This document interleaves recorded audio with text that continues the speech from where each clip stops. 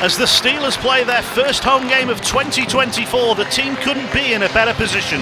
11 straight wins have taken them to top of the table by 12 points, still with a game in hand.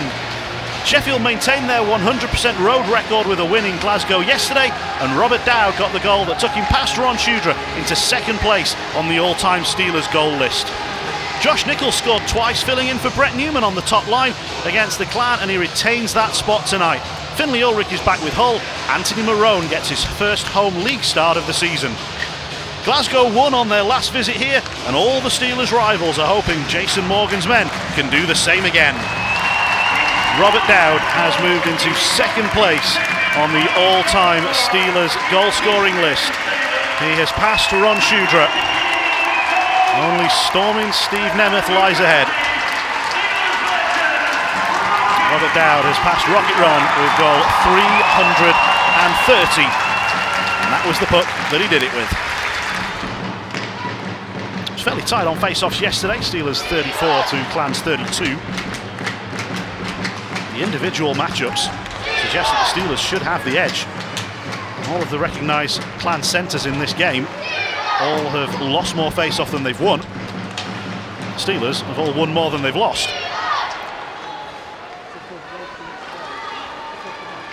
There is Craighead carrying it forward. Put to Diffley. And then Saucerman forcing his way through. Needs a little bit of help. Watley tips it inside, and it's fortunate that it comes to Diffley. And the Steelers have 4 up in this rush. Nichols throws it towards goal, and it's tipped in! It's the touch from Watling. Yeah, here we'll see Sheffield do exactly what they did yesterday, getting everybody involved in the play. Fantastic work there by Diffley to get up in the play. They drive center lane, take out the 2 Clan defensemen, and you'll see what a fantastic sauce pass up and over. And it's the third guy going through the middle of the ice, and it's Patrick Watling. There's nothing that none of the defensemen can do, because Diffley does a fantastic job driving as well. You got a late guy on the other side driving, and then you're just outnumbered completely.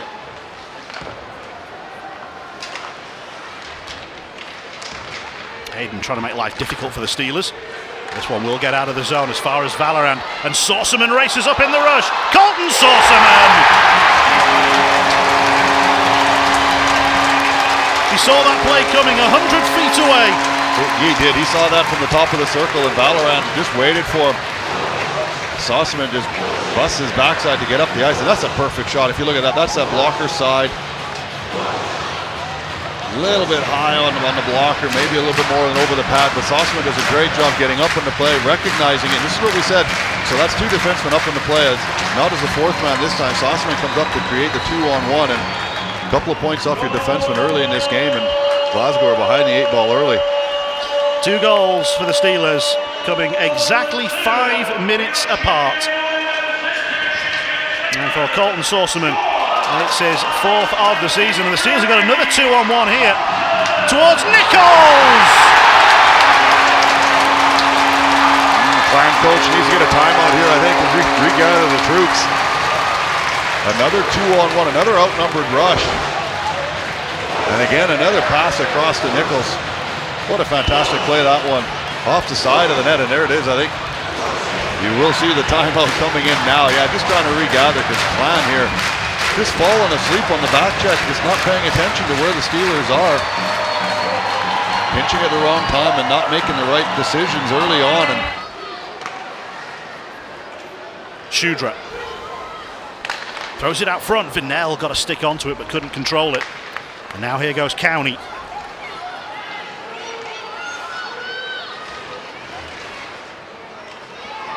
Clan venture into the offensive zone, comes to naught. Steelers just happy to lift it away and get some personnel changes. Sol. Combs cuts inside. Really good pass. Nice finish. Clan do have their say. Gary Hayden. We were talking about him earlier, Jonathan, that you got to watch what he's doing, but it's a fantastic cross ice by Combs. Beats out Saucerman, and then the release there.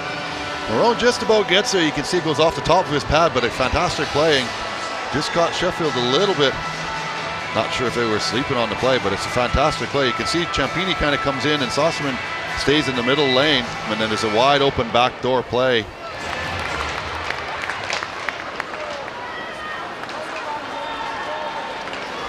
Ciampini. Allen dangles inside, plays the backdoor pass, good save, and That's then gonna be put a in, high but a stick, high stick. That will surely not count. Simpson doesn't even celebrate. Yeah, they're having He a giggle knows. about it. Yeah, they know. Well, the players know right away, but what a fantastic move by Allen to get it up and across. And you can see it's if it's over top of Simpson's head, it's well and truly over the crossbar. This will get reviewed, but I don't. Oh, it may not actually, because it doesn't need to. It doesn't it's very really need it, clearly does it? a high stick. Pass out to the far side. Steelers trying to nudge the Clan offside. Doesn't work out. Watling needs some support. Neverlinen provides it, but the pass is broken up by Sol.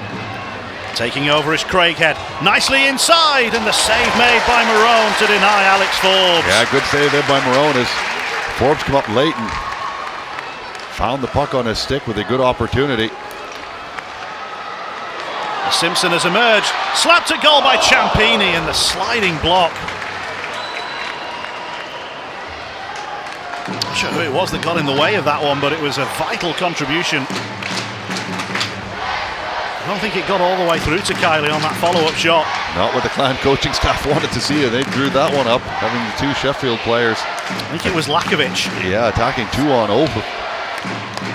Doing a really good job, but Clan now get the possession they want. Save made by Barone. Follow-up has gone clean off the post.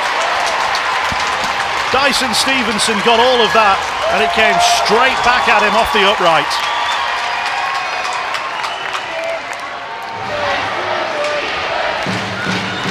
Usula, Cormier. Back for Tanzi. He'll shoot. Kylie will save. Pass by Usula. Great Oh, and a save save by Kylie. Kylie. He got across. Denies Watling. It was a great spinning pass to the back door.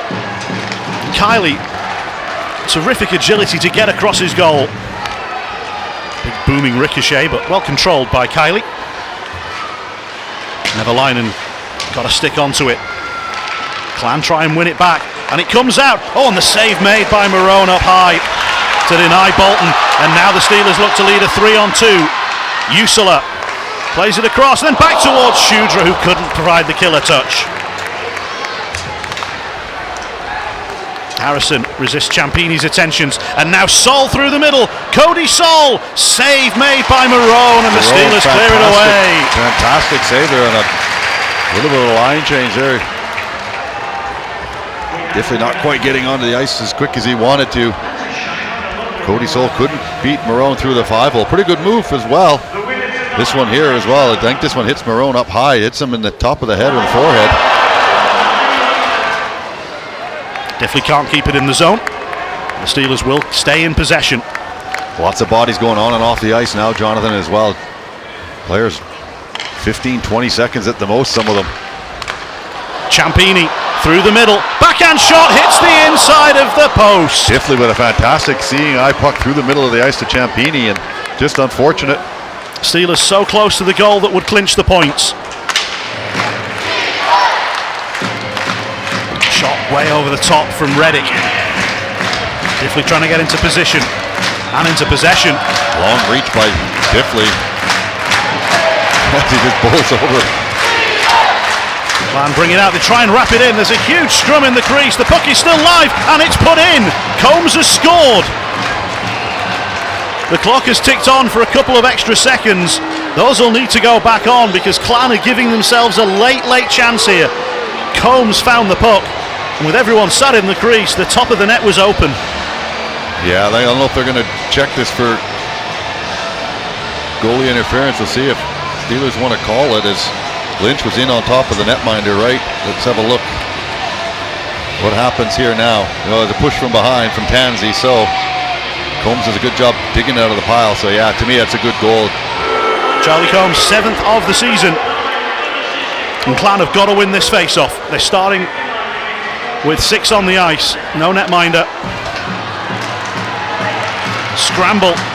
And Clan emerge with it. And they'll be forward here. Craighead plays it out front. Oh, and it wasn't quite there. and now the Steelers will rush forward. 2 seconds, 1 second, the clock beats Ciampini, but the Steelers are winners by 3 goals to 2. But boy, it was nervous right at the end. Ooh, Marone had to make a big save, I think a big left pad save off the face-off. And the boys go straight to him at the end.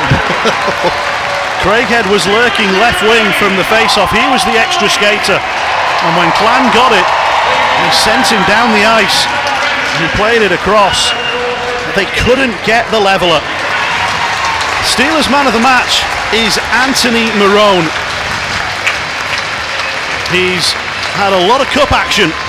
He's seen a lot of the Manchester Storm, but this was his first home league game. And with 1 second left, he saved an enormous save. And it will be his first Steelers Eddie. He's had a chat with Marco Vallerand.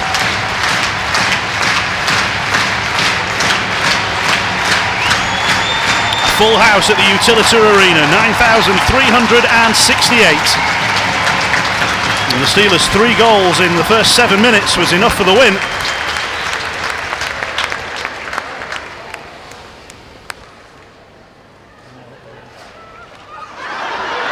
And there's a little bit of whack-a-mole.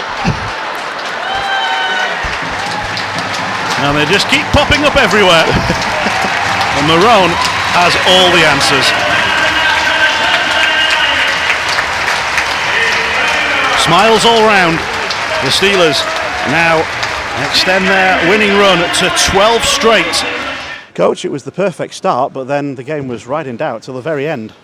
Yeah, it was one of those games where, you know, we had everything under control, and one bad change and a quick goal kind of changed the momentum of that hockey game. You know, we could tell we also ran out of steam a little bit tonight. We played 3 lines for the first time all year pretty much. With the back of the stretch we're on, we really needed to hunker down and defend well down the stretch here. Ice was pretty rough, so not many plays were being made from that side of the ice, or from that side of the play. So just gritty, gutty performance, the way we closed it. I think we gave up 4 shots in the third. Being down is pretty good defensive hockey there.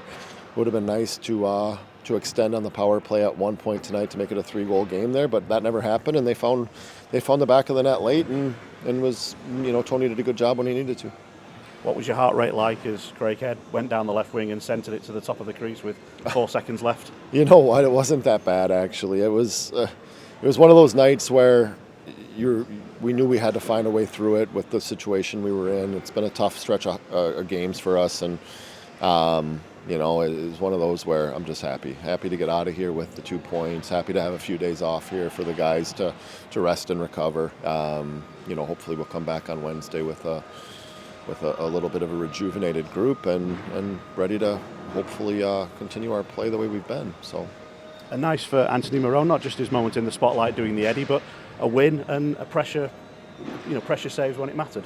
Yeah, I mean, no doubt in my mind that he was going to give us that type of effort tonight. He's chomping at the bit to get in here, uber focused to help this team win. You know, he's been a great, never easy when you know that Greener's kind of the guy that's gotten the majority of the starts, and you know, but he's such a team first guy. He knew the situation when he came in, and he's come in and played very, very good hockey, and gives me, I have zero issues throwing him in there, knowing he's going to give us a chance to win every night as well. There was a big incident in the first period, which I think a lot of people missed, which was the major penalty on Zach Vinnell. What did you see? Yeah, well, I missed a major penalty on that as well. I mean, I saw Combs kind of come over after the goal. There's been some bad blood and a little bit of heated incidents there last night and tonight, and he came by and gave him one first, and Vinnell just kind of turns and gives him one back. And I mean, it's a slash, maybe 2-minute slash. There's no intent there. There's no injury. I don't see how that's a 5 and a kind of a game-changing call. But that's sometimes when you leave things in other people's hands, you gotta expect a bad outcome. So Zach came in, apologized, lesson learned there, and we move on. Steelers have been without Brett Newman for a couple of games now following his injury down in Cardiff. What can you tell us about the latest on his condition? Yeah, I don't have a lot to offer there. Saw him today, looked like he was doing a little bit better than he was the day before, so that's all we hope, is that he progresses nicely here and it's not an extended period of time. We've really missed Jones and Wiss, two huge contributing Brits for us that I can't replace with imports for the extended, and they're both out extended long term here right now. Hopefully Jonesy back in the next couple weeks if things go well, and Wiss is probably another 3 to 4 weeks. So that's tough stretch for us. Makes us play thin, but that's just the way that it works, and the boys have stepped up. In particular, Nichols, who's joined that top line, and they've not missed a beat, and he's contributed a lot in front of goal in the last few games. Yeah, I mean, it's nice to have that type of depth, isn't it? With the top two lines were running as hot as they were. Josh's role had kind of got pushed down the lineup a little bit, and he's made the most of these 2 games here, going back up with Use and Watts, and production is great to see from him. I'm hoping that he continues it and uses this as a little bit of a jump start here.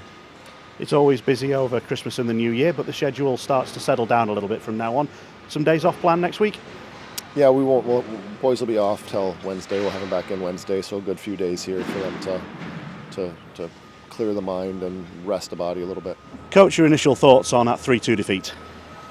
Yeah, start. We're lack of urgency, careless with the puck. We were diving in, giving up odd man rushes.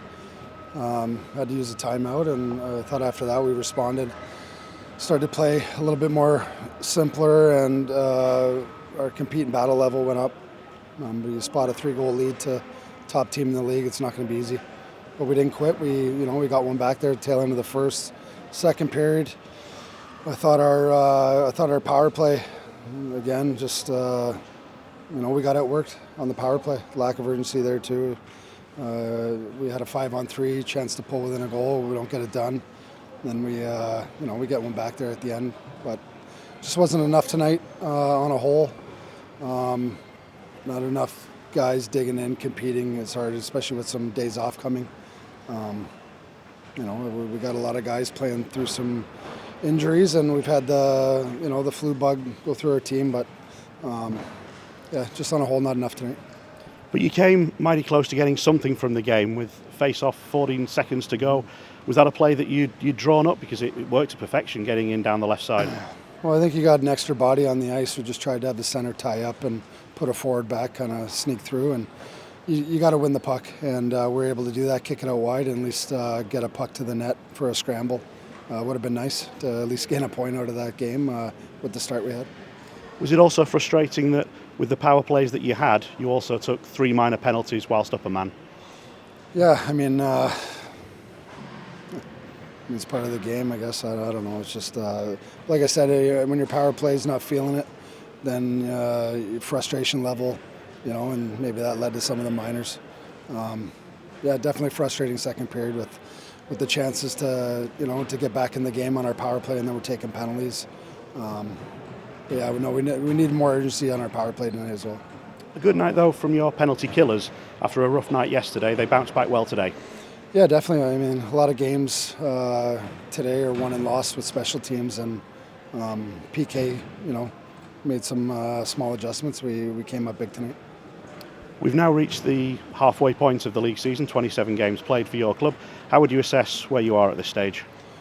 I think we've learned a lot as a group. We've gelled a lot as a group. We're a tight-knit group off the ice, and we're starting to figure out the 60-minute game, compete and battle for each other, and now we're starting to come back in some games. We're at the start of the season we weren't, so that's a positive to take into the second half.